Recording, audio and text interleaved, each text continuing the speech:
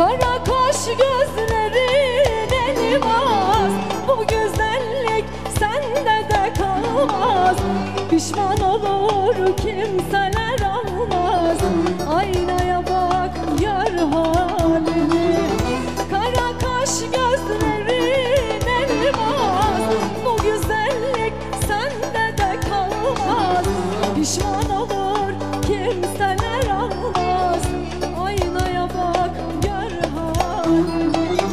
Gel güzelim beni yakma, seni seven şu kalbi yakma. Allah'ın emrinden çıkma, öldürücü gözle bakma. Eller alkışlar nerede? Bütün eller havada istiyorum ben. Haydi sol taraf daha güçlü, işte böyle. Helal.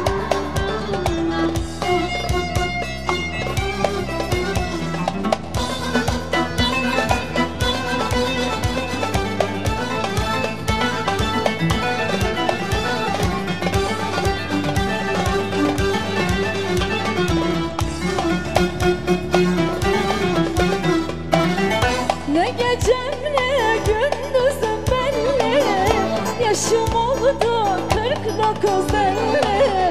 Bağrım yanık, gözlerim nemli, yalan dünya yaktın beni. Ne gecem ne gündüzüm belli, yaşım oldu 49 elli. Bağrım yanık, gözlerim nemli, fani dünya yaktın beni. Gel güzelim beni yakma, seni seven şu kalbi yakma. Allah'ın emrinden öldürücü gözle bakma.